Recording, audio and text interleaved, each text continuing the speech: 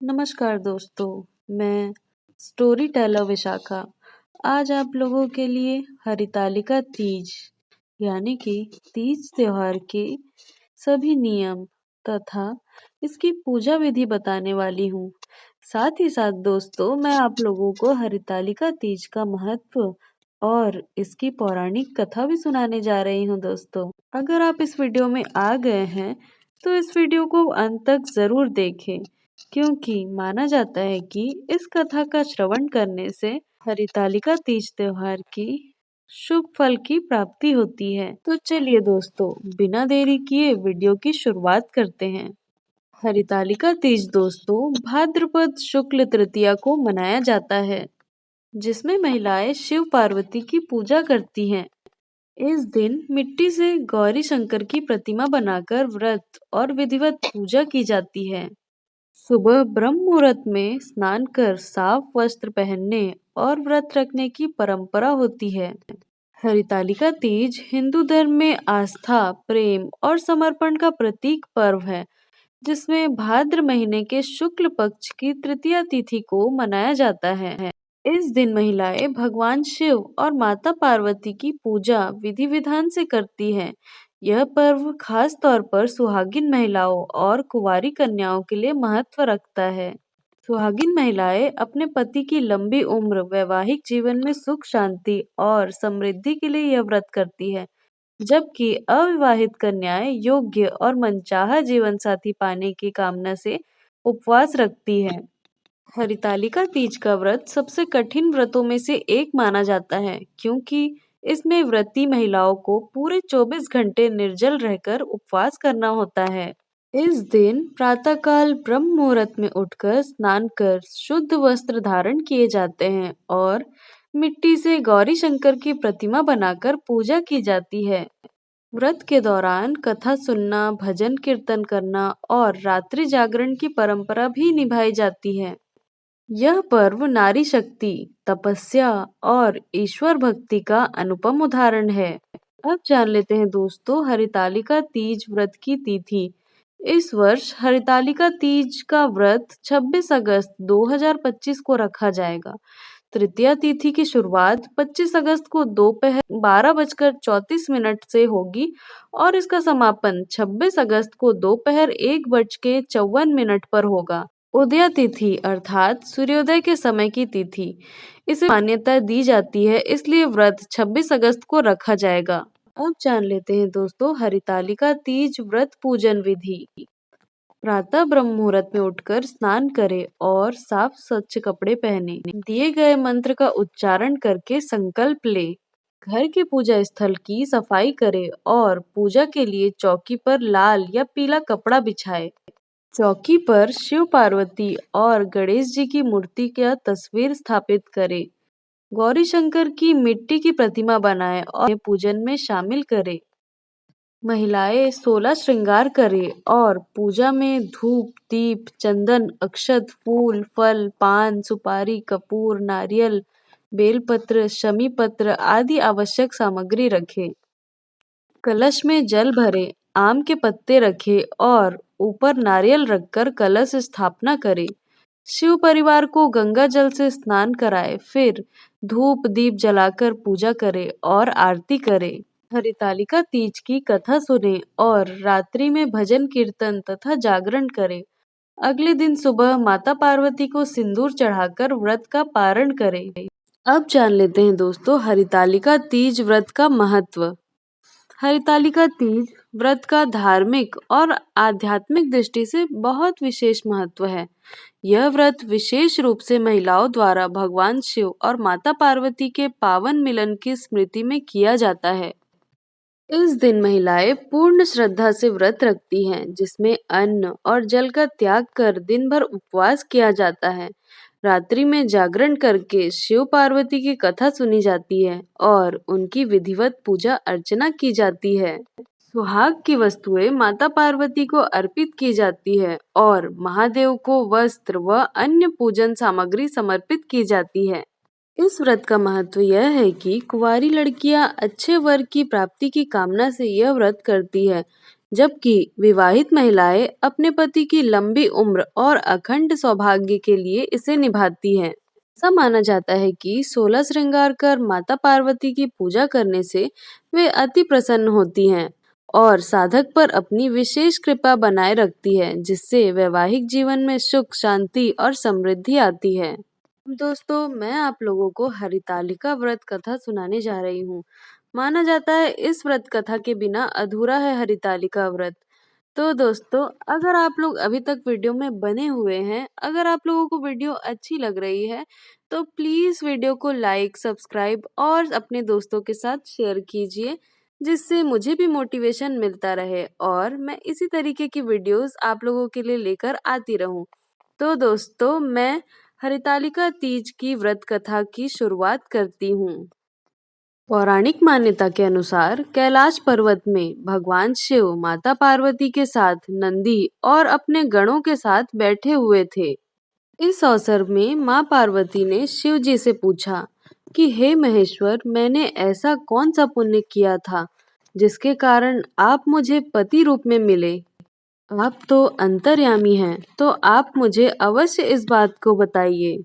इस बात को सुनकर शंकर जी कहते हैं कि हे देवी, आपने तो अति उत्तम पुण्य का संग्रह किया था, जिससे आपको मैं प्राप्त हुआ था।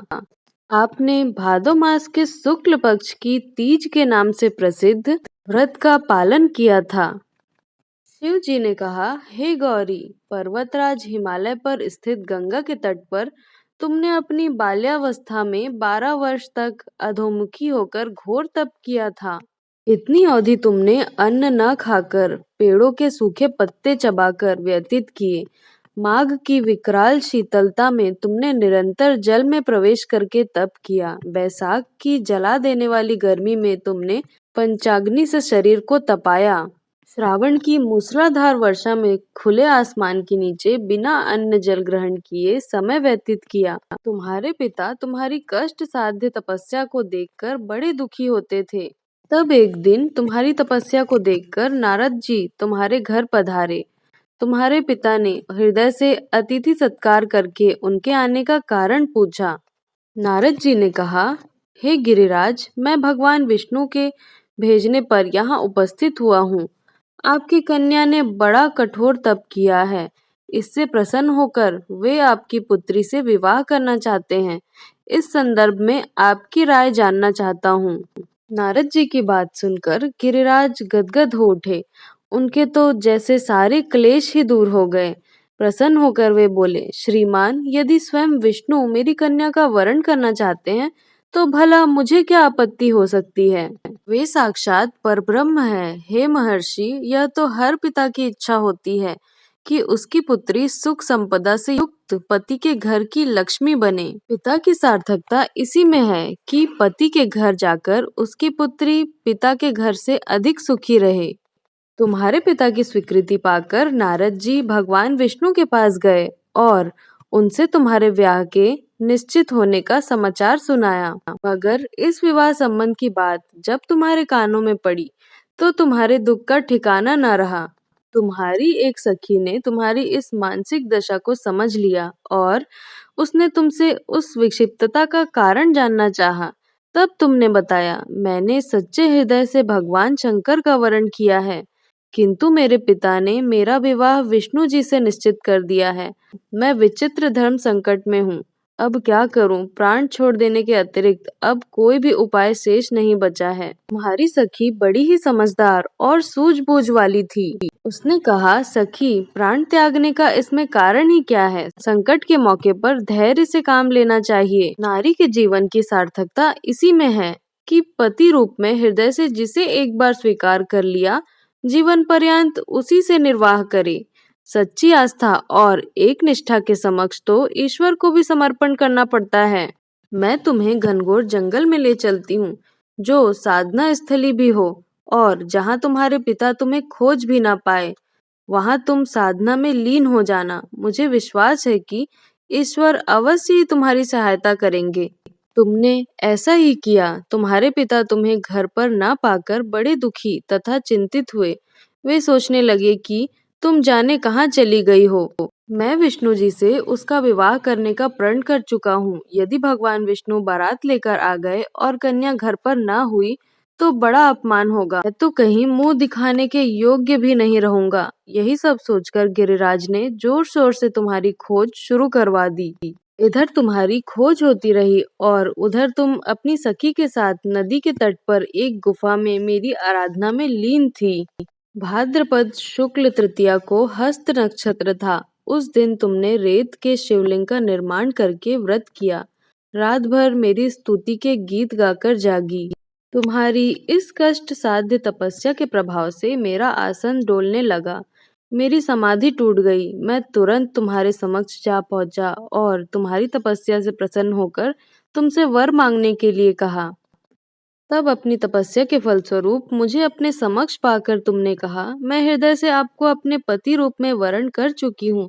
यदि आप सचमुच मेरी तपस्या से प्रसन्न होकर आप यहाँ पधारे हैं, तो मुझे अपनी अर्धांगिनी के रूप में स्वीकार कर लीजिए। तब मैं तथास्तु कहकर कैलाश पर्वत लौट आया। प्रातः होते ही तुमने पूजा की समस्त सामग्री को नदी में प्रवाहित करके अपनी सहेली सहित व्रत का पारण किया। उसी समय अपने मित्र बंधु व दरबारियों सहित गिरिराज तुम्हें खोजते खोजते वहां आ पहुंचे और तुम्हारी इस कष्ट साध्य तपस्या का कारण तथा उद्देश्य पूछा। उस समय तुम्हारी दशा को देखकर गिरिराज अत्यधिक दुखी हुए और पीड़ा के कारण उनकी आंखों में आंसू उमड़ आए। तुमने उनके आंसू पोंछते हुए विनम्र स्वर में कहा, पिताजी, मैंने अपने जीवन का अधिकांश समय कठोर तपस्या में बिताया है। मेरी इस तपस्या का उद्देश्य केवल यही था कि मैं महादेव को पति रूप में पाना चाहती थी। आज मैं अपनी तपस्या की कसौटी पर खरी उतर चुकी हूँ। आप क्योंकि विष्णु जी से मेरा विवाह करने का निर्णय ले चुके थे, इसलिए मैं अपने आराध्य की खोज में घर छोड़कर चली गई थी। अब मैं आपके साथ इसी शर्त पर घर आऊंगी कि आप मेरा विवाह विष्णु जी से ना करके महादेव जी से करेंगे। गिरिराज मान गए और तुम्हें घर ले आए। कुछ समय पश्चात शास्त्रोक्त विधि विधान पूर्वक उन्होंने हम दोनों को विवाह सूत्र में बांध दिया। हे पार्वती, भाद्रपद की शुक्ल तृतीया को तुमने मेरी आराधना करके जो व्रत किया था, उसी के फलस्वरूप मेरा तुमसे विवाह हुआ है। इसका महत्व यह है कि मैं इस व्रत को करने वाली कुंवारियों को मनोवांछित फल देता हूँ। इसलिए सौभाग्य की इच्छा करने वाली प्रत्येक युवती को यह व्रत पूरी एक निष्ठा तथा आस्था से करना चाहिए। और इसी तरीके से दोस्तों, हरितालिका तीज की व्रत कथा की समाप्ति होती है। अगर दोस्तों आप लोगों को वीडियो अच्छी लगी, आप लोगों को इससे कुछ जानकारियाँ मिली, तो प्लीज़ वीडियो को लाइक, सब्सक्राइब और शेयर कीजिएगा, जिससे मुझे भी मोटिवेशन मिलता रहे और मैं इसी तरीके के वीडियोस आप लोगों के लिए लेकर आती रहूं। स्टोरी टेलर विशाखा की तरफ से दोस्तों आप लोगों को हरितालिका तीज की बहुत सारी शुभकामनाएं। तो अब हम मिलेंगे नेक्स्ट वीडियो में एक नई कहानी और एक नई जानकारी के साथ। तब तक के लिए हर हर महादेव दोस्तों।